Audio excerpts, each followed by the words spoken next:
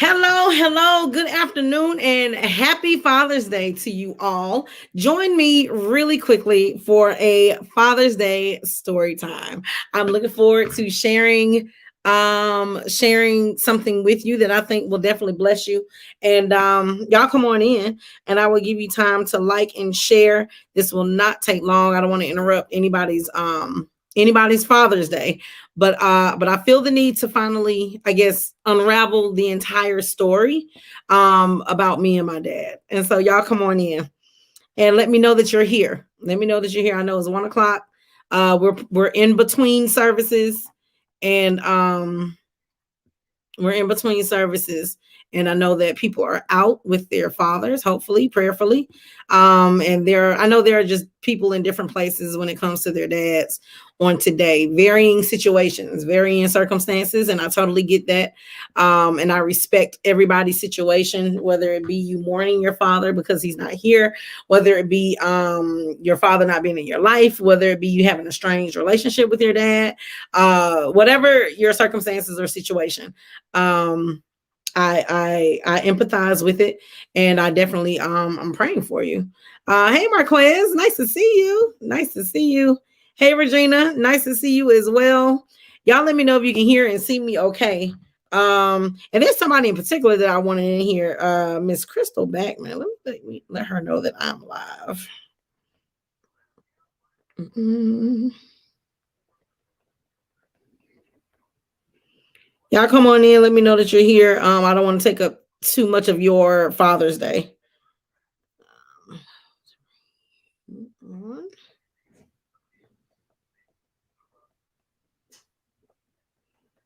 About 20 minutes. All right, y'all come in real quick. I'm going to share. Okay, wonderful. I'm glad that it sounds good. I am going to share my testimony. This is the first time that I have shared that I will be sharing my full testimony as it pertains to my dad and just kind of our road. And the reason why I feel like I need to share it is because by it being Father's Day can be triggering for some people. Father's Day used to be triggering for me. I didn't acknowledge it. I was like, well, my dad wasn't there, so y'all have fun, enjoy it.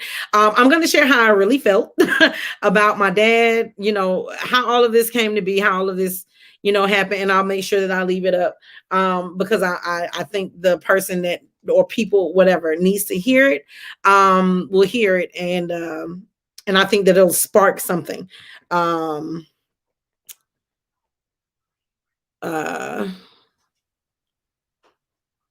Yes, you can do that. I'll send you.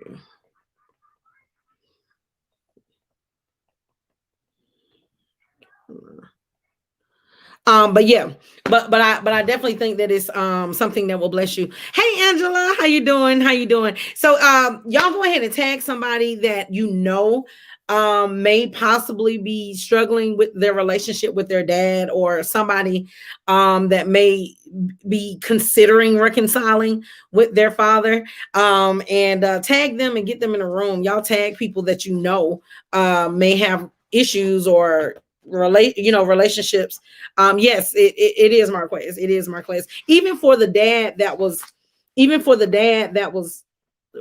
presently absent, meaning he was at home with you. He was there, but he wasn't there. And so that's almost like having an absent dad as well. So so I'm gonna walk y'all through my journey and walk y'all through a timeline. And I know that something is going to be said that is going to probably reconcile a relationship between a mother and a father and his children. And I'll go ahead and just jump straight in. So thank you so much for sharing. I appreciate it, Angela. Thank you for sharing. Okay, so let me go ahead and make sure that hold on, I just need to send somebody the link really quickly because they're gonna come in and share some insight. Because this person, Crystal Backman, she has done so much work with men that are incarcerated. with men that are separated from their families. And when you think about it, there are men that just run across, and I guess we're just jumping straight in, but there are men that run across issues, and there are situations that keep them from being the best father that they could be. They didn't wake up. For some of them, they didn't wake up and say, I don't want to be a dad. They didn't wake up and say, I don't want to father. I don't want to be there. I'm gonna try to keep this from 1 to 1:30, but they or less, but they didn't wake up and say, I want to not be there and support my family. A lot of times what happens is that men in particular internalize a lot of things, and if they don't know how to verbalize, or they don't know how to talk those situations out, then they turn to maladaptive behaviors that lend to them going out for milk and never coming back home. They'd much rather be a terrible, what they would consider terrible or not fit father out in the street than in front of their families. They'd rather be broken in front of strangers and broken in front of people that don't know them, that can't judge them, than to be broken in front of their family. I want you to hear me very, very well. Men operate very differently than women. Okay. I know that there are some people. I was upset with my father for a long time. I was mad at him for a very long time. Not willing to understand or to look at a different perspective as to why he wasn't there. I didn't want to hear why he wasn't there. I didn't want to hear the excuses. I didn't want to hear any of that. You just weren't there, and that's all that I know, right? The more mature that you grow in God, God begins to change your heart, and he begins to introduce you to different concepts and different ways about him that we must adopt if we say that we're going to be a part of the kingdom, right? So let me go ahead and walk you on this journey. Okay, my mom and my dad were married. So I come from a two-parent home, right? That's how it started. It started as a two-parent home. And y'all talk back to me, because I want to make sure that you're here, and I want to make sure that you're hearing me. And I also want to know whether or not this is, blessing you or not. And tag somebody that you feel like may need this. So I started out as a two-parent home. I started out with my mom and my dad being married, and him being in the house. And I cannot quite remember when he left, or when he, I guess, was no longer a part of our family structure. But I do remember that he left young enough for me not to remember him being at home. Let me say that. So he left when I was young enough to acknowledge, okay, well, he's not here. Daddy ain't home, right? And so as I grew up, he came back around, maybe around age 7. And I specifically remember him coming back around because there was a particular incident when he came back around, and I sprayed perfume in my eye, and he helped me wash my eye out. He helped me get the perfume out of my eye, and he put his hand over my eye, and he kissed it, and he asked me, was it better? I remember that memory specifically because I remember how I felt when he did that. I remember that I felt safe. I remember, it's amazing. It's amazing how these childhood memories, right, will bring up certain things. So I remember at this young age, him helping me with my eye and him making it better. And I remember saying to myself, I want that all the time. I'm supposed to be protected. I am supposed to be covered. I'm supposed to be safe, right? So my dad is supposed to do this kind of thing all the time. Like, you're supposed to be here. Right? And so he stayed around for a while. And I think after that, I was probably up under him like a whole lot, like just all the time. Like, because I know in my heart of hearts, I'm a daddy's girl. I know this. And that's probably why I struggled so hard with my dad not being there, is because I knew, and I know that I am a daddy's girl. There's no question. I have no qualms about it. I know this, right? And so then he left again. And I don't think I saw him again until I think high school. when my mom died. I think high school when my mom died was the next time that I saw him. And y'all talk back to me if y'all got questions or anything. Y'all come in, y'all let me know. But the next time was when my mother died, and he came to the funeral, and I wasn't feeling him. I wasn't feeling him. I didn't want him around.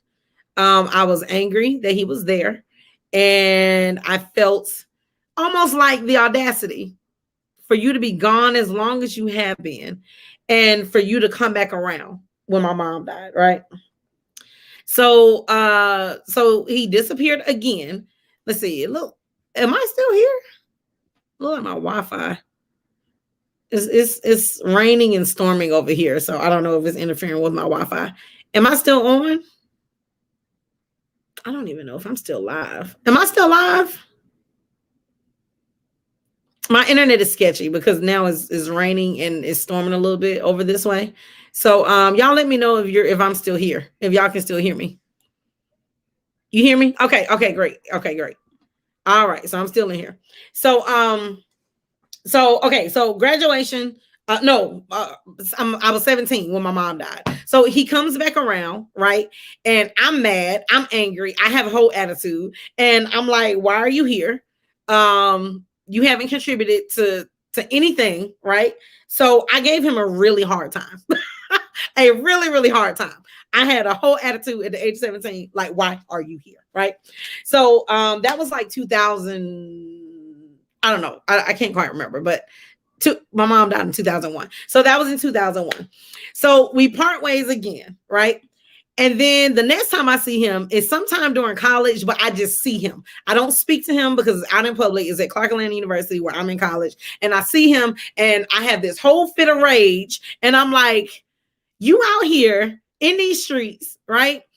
And you probably don't even know your daughter when you see her, right? So I was upset. I was angry. I was I was mad, y'all. I was mad. I could spit nails. Okay.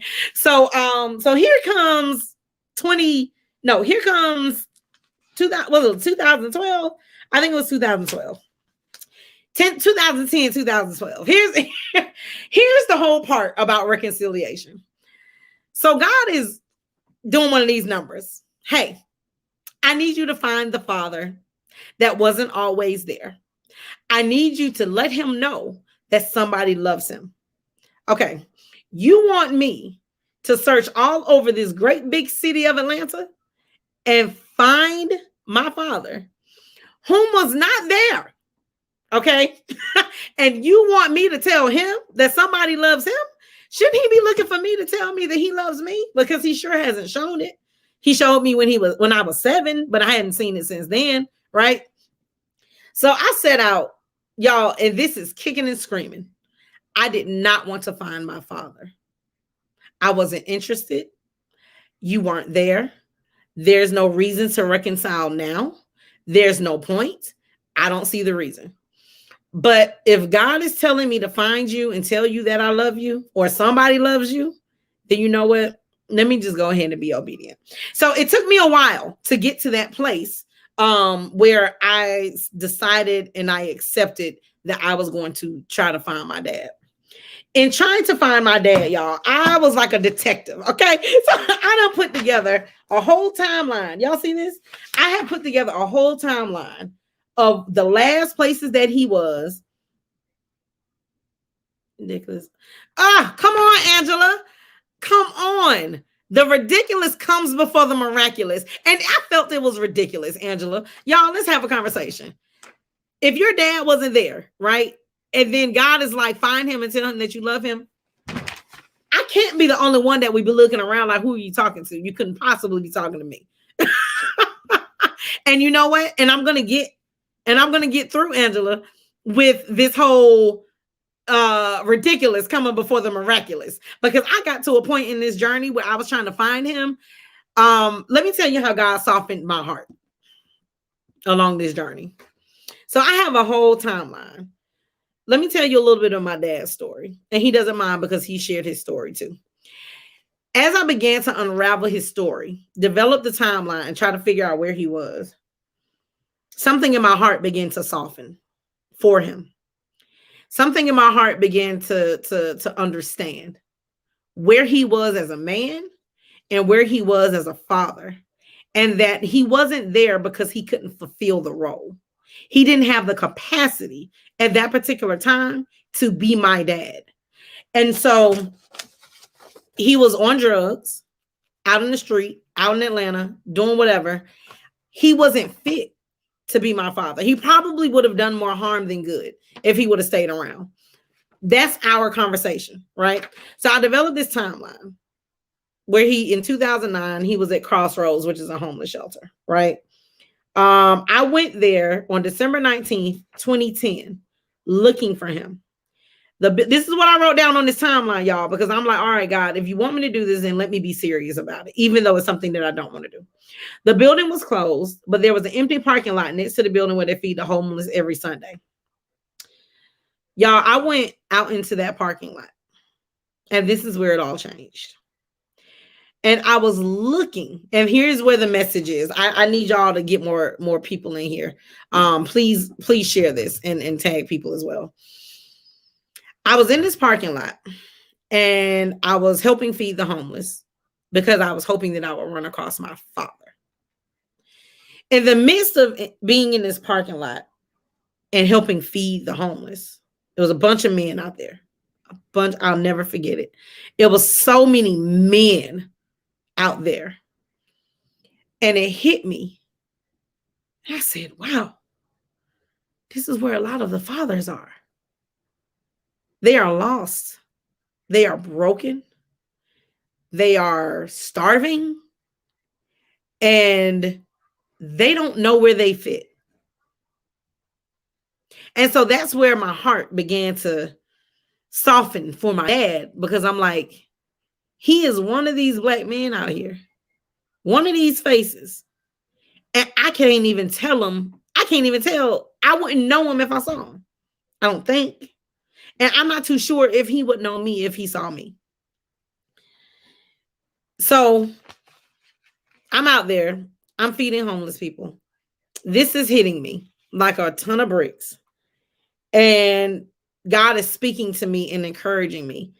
And he's saying to me, now do you understand why I need you to find him and why I need you to tell him that you love him?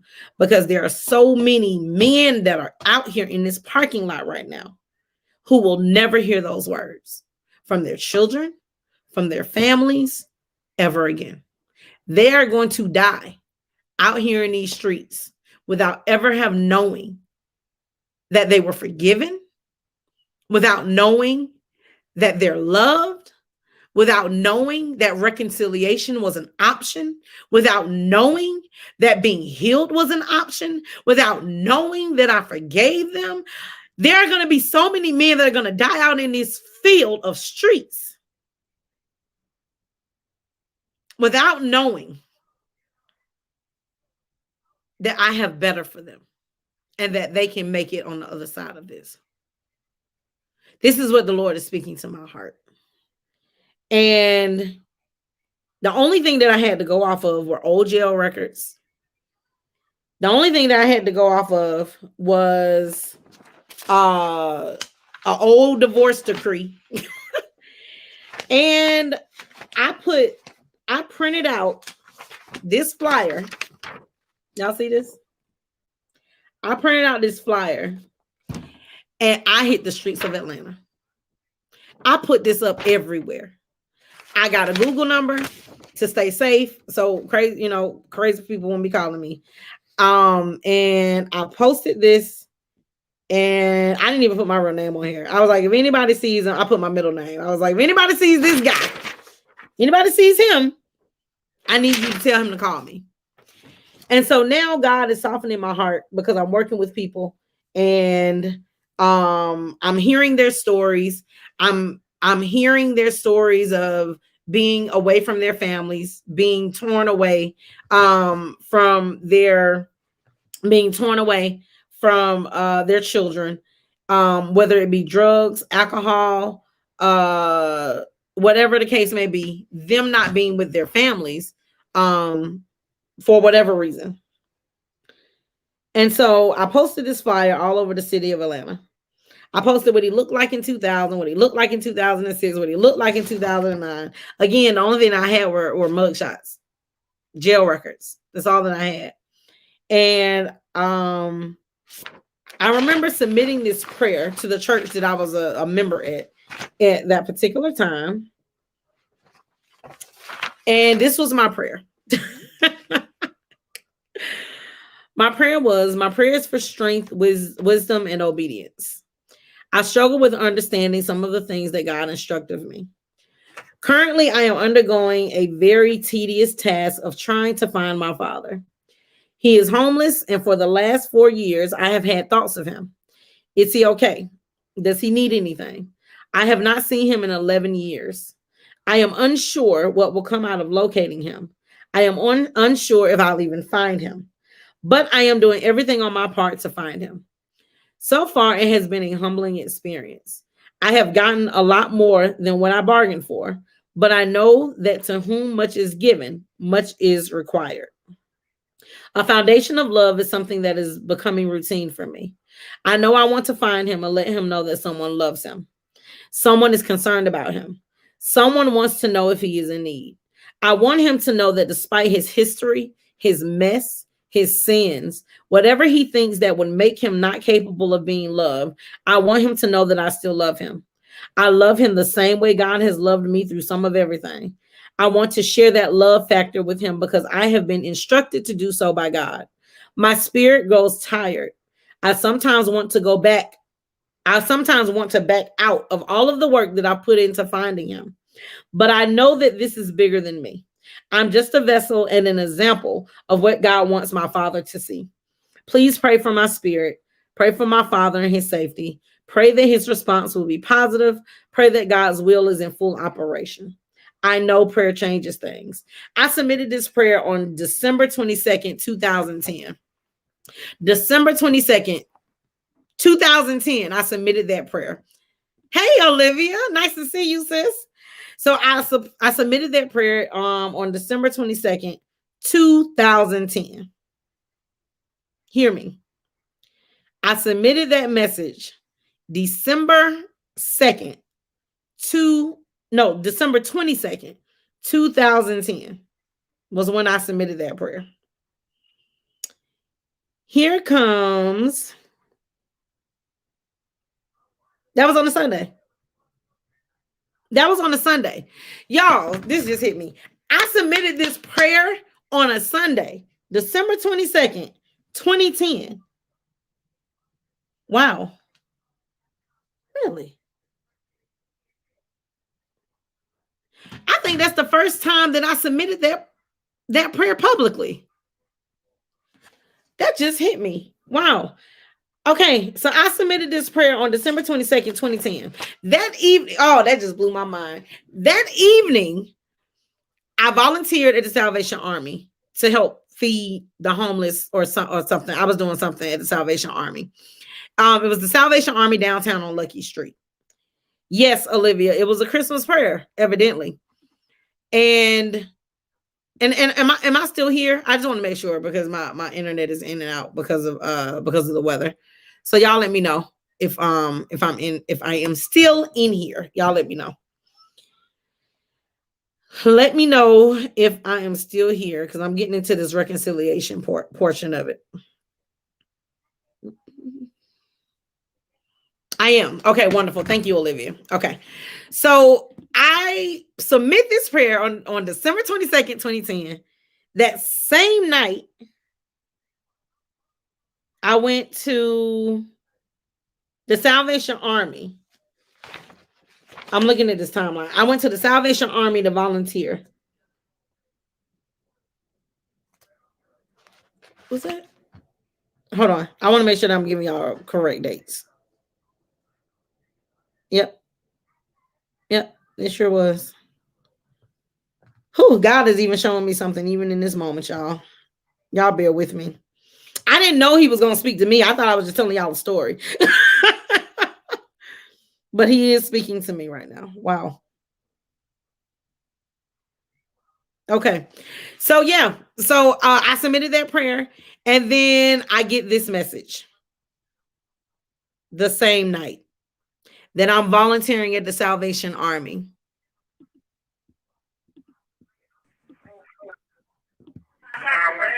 914. This is Dwight James. Give me a call back at this number here, please, about Fred. 404 914 56 79. Give me a call back and I'll tell you where you at. Bye-bye. I submitted this prayer on December 22nd, 2010. I volunteered at the Salvation Army on December 22nd, 2010. I got this message. Let me tell you what I heard. We be trying to do stuff by ourselves, and we be trying to carry these burdens alone. And God said, no, you need to connect your faith with somebody else's faith. In order to do what feels like the impossible, you have to connect your faith with somebody else's faith. I have been looking for my dad for 4 years, begrudgingly, because I didn't want to find him. And then here comes this message that comes in that says, I know where he at. Did y'all hear that message? This is Dwight James. Give me a call back at this number here, please, about Fred. 404 914 56 79. Give me a call back and I'll tell you where you at. Bye-bye. Oh, give me a call back and I'll tell you where he at. After 4 years of looking, trying to fulfill that void that was in my heart because I knew I was a daddy's girl. This is a story about reconciliation because somebody is disconnected from their father and you don't want to be the one to make the first move because of your pride, because you're angry, because you're upset, because you think he doesn't deserve your presence. I pray that God knocks your pride down today. And I pray that he restores something in you that will make you go after what it is that he said go after. Because this is bigger than your father. This is about something greater. This is about something that's connected to you. Let me tell you something. I wouldn't be doing the work that I'm doing right now if God didn't warm my heart when I was out there looking at all of those broken homeless men. And God didn't warm my heart up or soften my heart enough to have empathy for my father. He wanted to be there. He wanted to be there for me, but he couldn't. Because he was on drugs. He had issues. He had mommy issues. He had daddy issues. He had issues growing up. And I'm not using that as an excuse. But what I will say is that the only difference between him and me is that my stuff wasn't put out there on the big screen. That's it.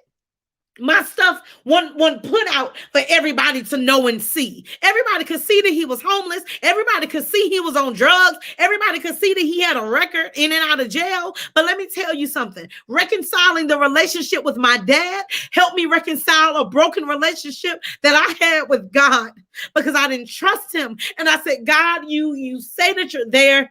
You say that you love me. You say that you're here for me. But I don't believe it. Because last I checked, it doesn't seem that fathers seem to show up. And I'm being honest with y'all. And I think that's part of the reason that if you're looking for your dad and you haven't reconciled with your father, that's why you're struggling. Because you think it's all about you. And it's not. It's not about you. This is bigger than you. There is a whole deliverance of broken relationships that I know God has called me specifically to restore through I Am My Morning Coffee and through some other avenues. Woo!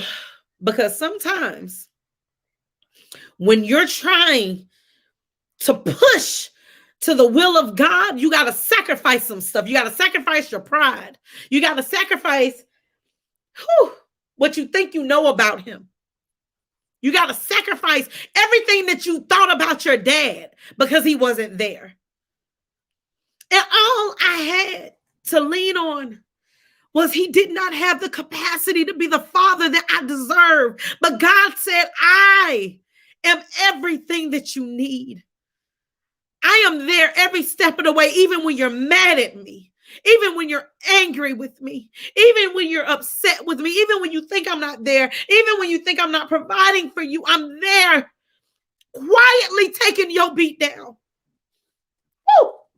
Quietly taking your character assassination because you don't know who I am. And if you don't know who I am, that's not my fault, that's yours. But God never threw that in my face. He just walked with me. He just walked with me. He just walked with me. So I'm back, right? December 22nd, 2010. So after I get that message, I have to process and kind of gather myself because I'm like, whoa, we're too close. We're close. Like he's here. Like that guy knows where my dad is. We're close. We're close. All right. Thank you, Tiana. I greatly appreciate it. It is. It's raw and uncut because somebody needs deliverance. And as uncomfortable as this is, because I don't tell my business like that, but as uncomfortable as this is, I know that it's going to land on the ears of somebody because God ain't steered me wrong yet. When he says share something, I just need to share it. Thank you, Lady Travis. Thank you. Thank you. Thank you. Thank you. So then here comes December 22nd, 2010.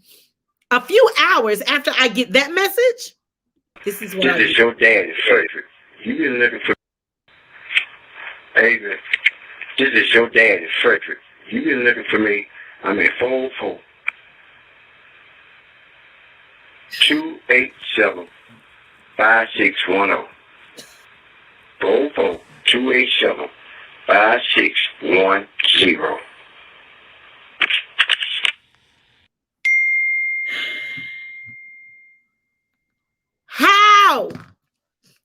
How did I get this? How did this happen? I submitted the prayer in the same day he shows up. So God was the whole missing piece, the failure to connect with somebody else's faith.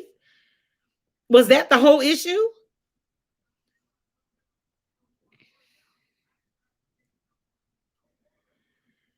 Woo!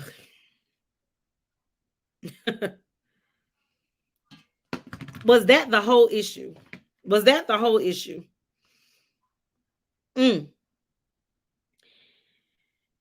This whole time,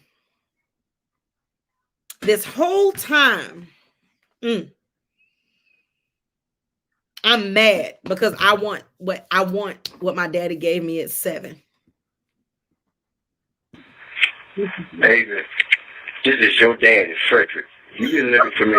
I'm at 404 287 5610. Yeah, Angela, in the Lord kind. He is forever mindful of me. And let me tell y'all something. As I wrap this up, and I'm gonna bring in somebody very special. I'm gonna show you the work that went in. You know how they say faith without works is dead. I said, God, this wasn't even my vision. This was yours. I didn't even want to look for him. You had me looking for him, right? As I'm wrapping up, I had a timeline. I had a "Have you seen me" flyer. I sent emails to homeless shelters. I updated the timelines. I done looked up divorce decrees. I done pulled his record. I done pulled everything. I'm talking gadget out here. And so let's jump to where the relationship is working, right? So I meet him. I call him at night. I meet him at his job. We talk. Initially, we don't jump into the past. I know sometimes, as soon as you see daddy, after daddy ain't been there, you want to jump right into why you wasn't there. Well, we had to rebuild our relationship. And so we were in the process of rebuilding our relationship. We would talk, we would, pray, all this stuff. And then what would start happening is that I would start feeling him in my spirit real heavy at times. And so we were back in communication, but it was still kind of because I wasn't used to my dad being there. So I wasn't used to calling him, et cetera, et cetera. And so that's something that I had to get used to. But whenever he was on my spirit real heavy, I would go find him. And when I would find him, he would be in tears and he'd say, excuse me, I know the Lord is mindful of me because every time I got ready to go back and start using drugs, here you come. I didn't know. I didn't know he was about to relapse. I didn't know that he was about to go back to it. But all of that to say, let's fast forward to today. Through that time of reconciling our relationship, it was not easy. It was hard. There were times that I just wanted to be like, why did I even find you? There were times that I felt frustrated in rebuilding the relationship. And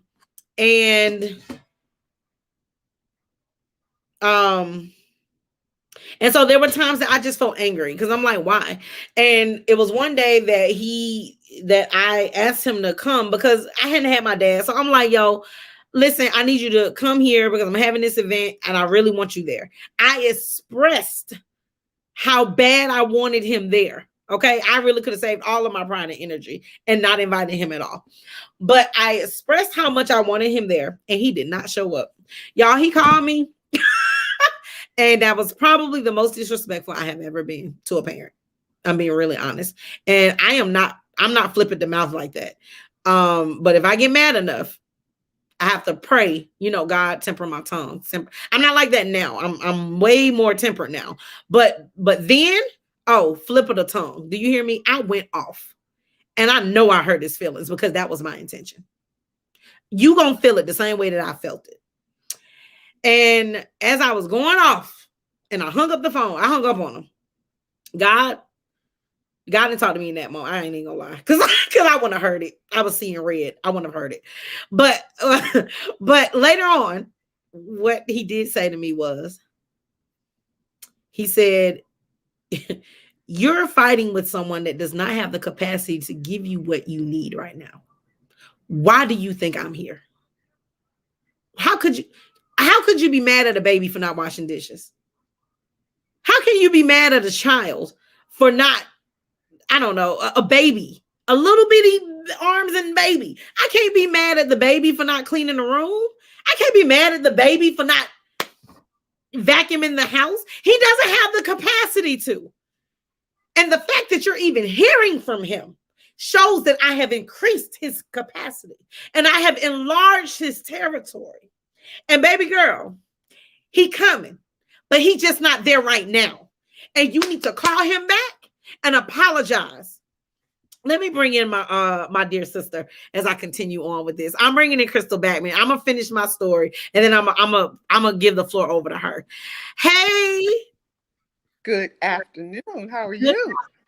You know what? Blessed. Now that I've released it, I came in. Hell in. I'm already lit up. I don't even know what was going on. Listen, I've never told the full story, but here we are. Here we are. But so I'm mad. I'm heated. So I call him back and I say, you know what? I'm sorry. I had no business talking to you like that.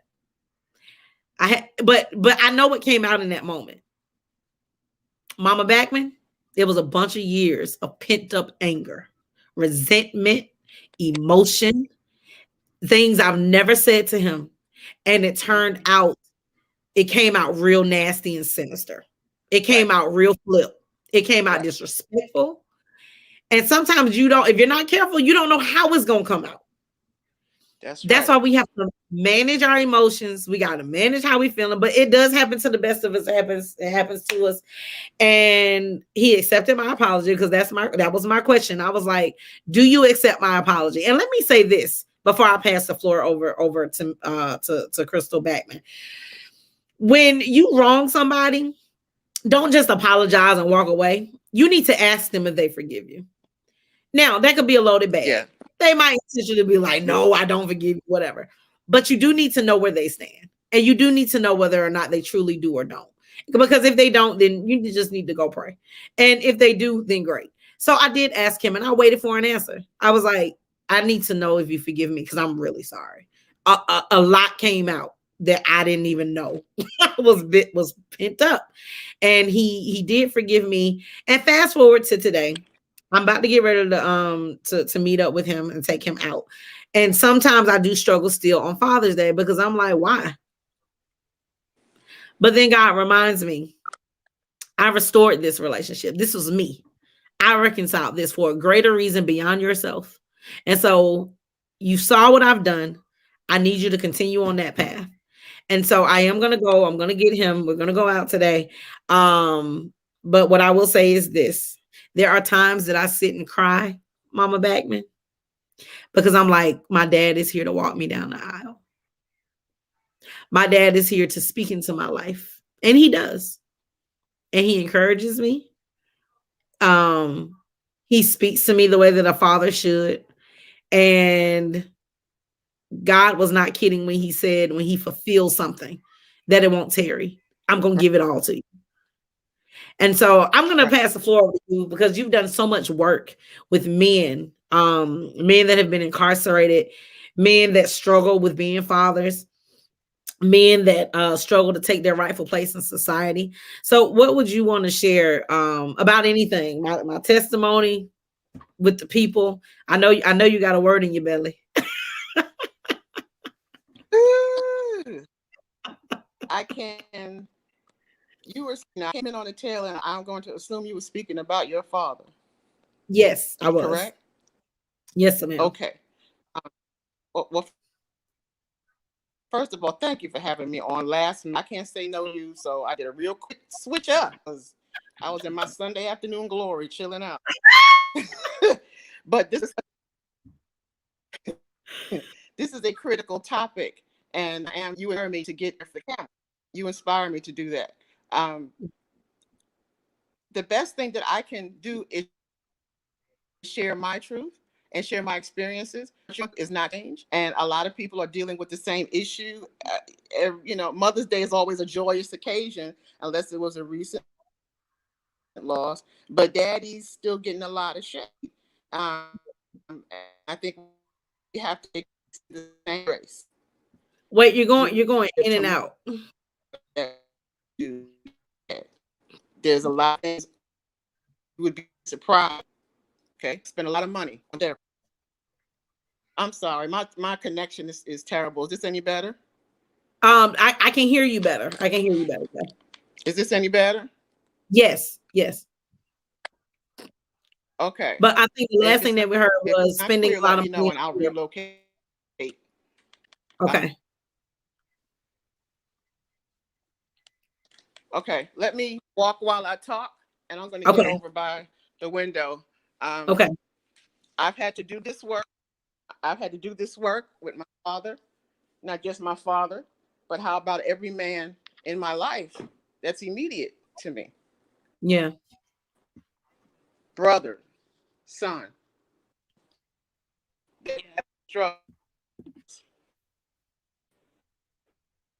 And Thank you, Rose. where in this is what I try to stand on. Mm-hmm. I think a few years ago, I'm a daddy's girl. Been a daddy's girl all my life. Can you?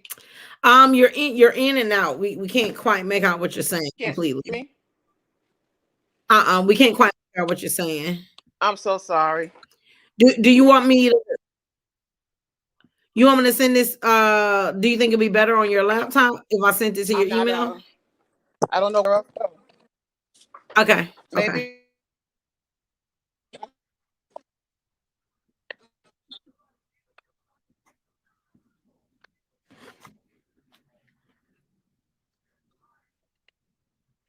Well, I'm not. Huh? Outside, and maybe I'll get a better signal. The signal. All right. How's this? Okay. I think we can hear you better. This any better? That better? All right. You let me know. Put a hand up or something if I glitch you. I'm sorry for the noise, but I'm outside. Okay. Had to get therapists to help me out. Okay.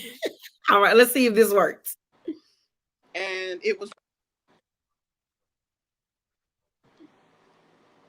okay. You want me to go out and come back in? I'm gonna go out. You know what? Let's see if I can I'm a release you. I'm gonna release you from StreamYard, and I'm gonna call you and put you on speaker.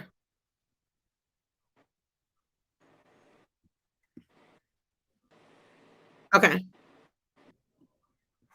All right. I just don't want that lack of that interference to get in the way. So I'm going to put her on speaker, and then y'all let me know if you can hear her or not.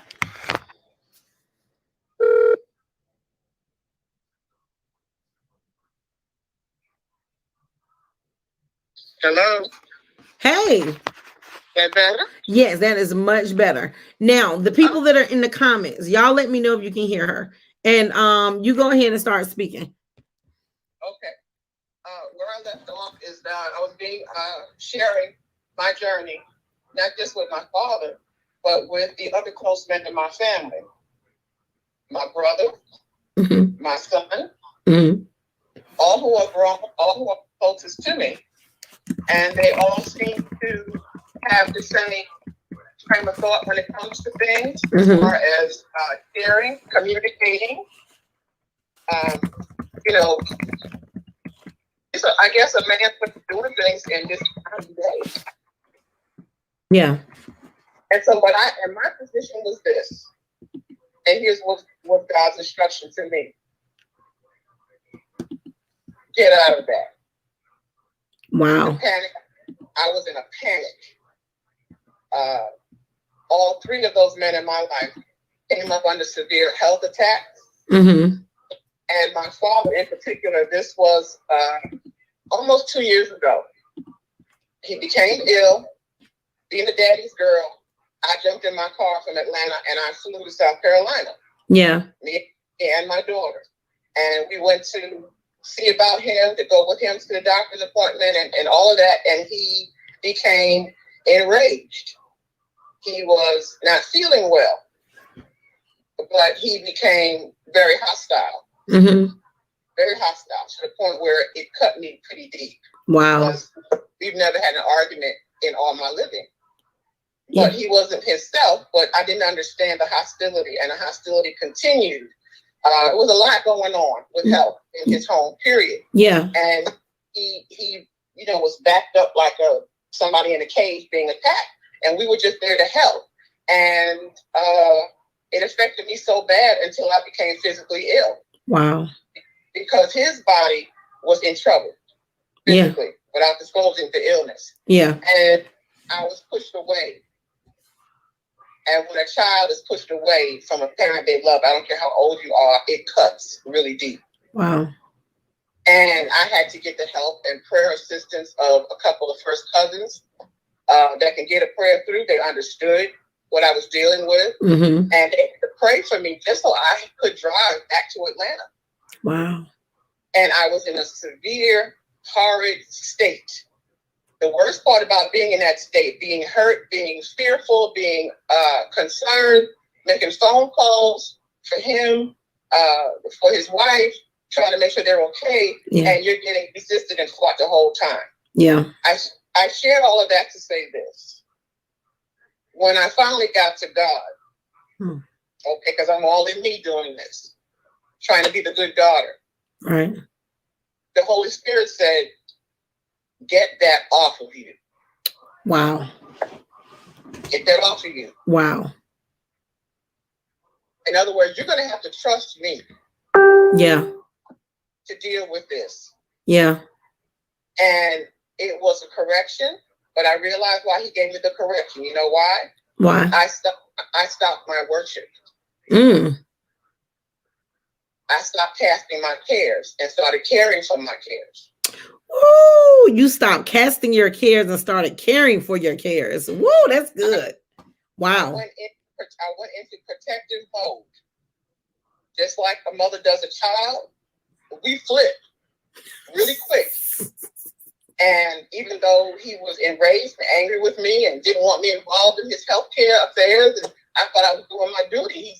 He's up there in age. Yeah. And but it affected me. I wasn't wrong for being concerned. I was wrong for taking it out of the hands of God when it got to a place. Yeah. He was resisting.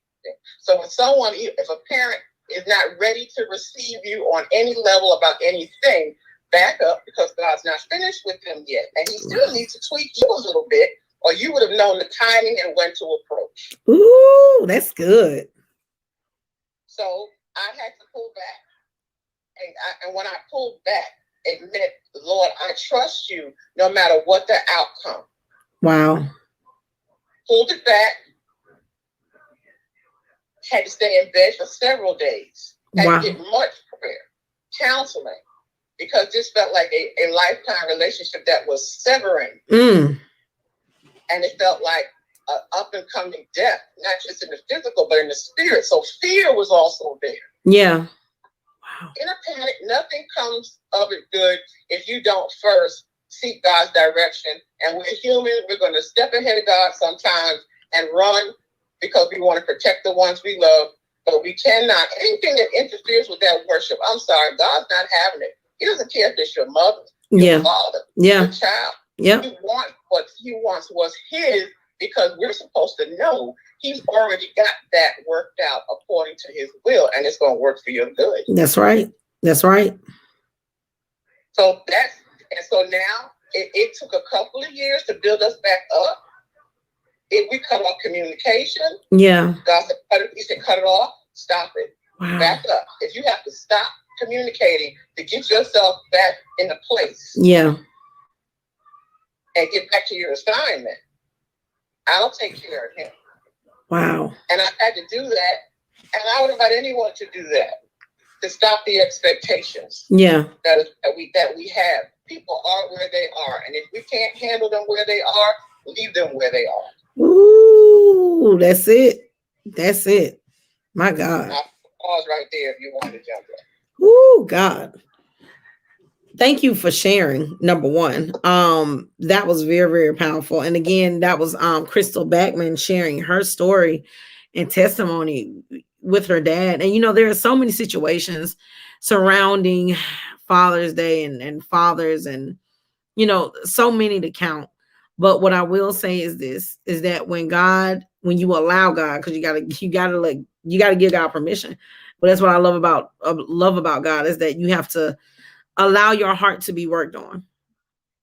And like you said, our parents, sometimes we put on a pedestal. Sometimes we just think the world of them, and we think that, okay, you can't be wrong, or you can't be hurt, or you can't hurt me, or and I think that's why I hurt so bad sometimes, is because that's not expected of a parent. But the truth of the matter is that just like our children are little human beings, our parents are human too. Yes. And we have to allow God to do the work, not just in them, but in us as well. And God will do a great work all the way around. But I thank you so much for sharing. I love you. And I love every time you come on. I need to do a whole segment with you, actually. we got to talk about this work that you do.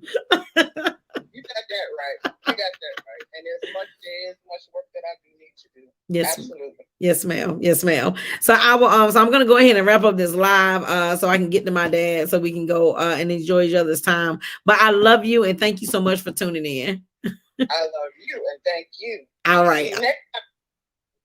Huh? I said, see you next time. See you next time. All right. Bye-bye. All right, y'all. That was Crystal Backman. And I just wanted to share these quick photos with you. This is when I knew.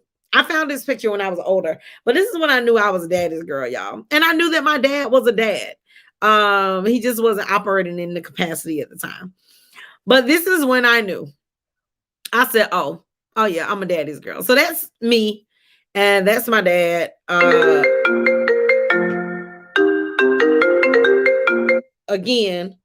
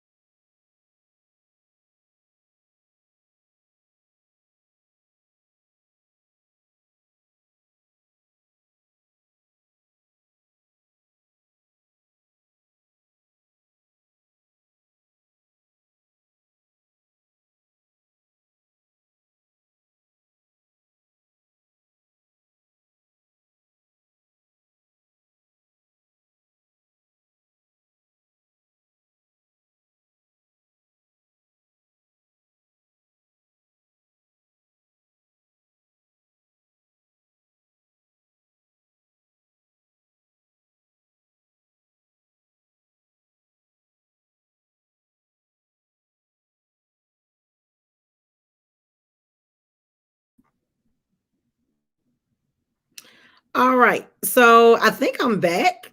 Oh, exactly what happened there. But I'm gonna go ahead and close out this live because the weather over here is just really just acting strange. But am I even still here? Like, can y'all still hear me? Let's see.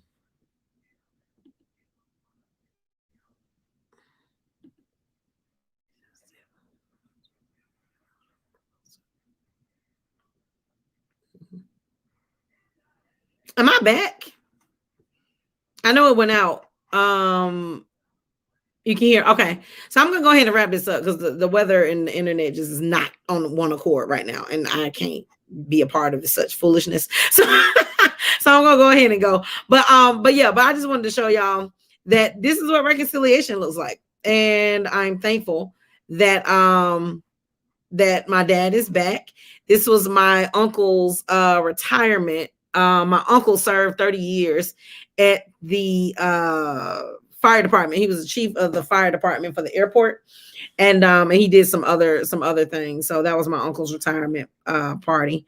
And then that's just me and my dad. My dad, first of all, does not look his age, and I have to wear a shirt whenever we go out that says "This is my dad and not my man," because he gonna be the reason I mess around and don't get married. But anyway, because dude won't even approach because think I'm with my boyfriend, and that's my father.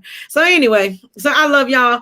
I know we kind of had to push through this live because the internet and stuff was acting crazy, and then connection issues and all that. So I'll probably take it down and then go back and edit it so that it can flow more smoothly. But I love y'all. Yes, I most certainly will, because I'm thankful, Angela, that the streets didn't take them before I had a chance to reconcile with them.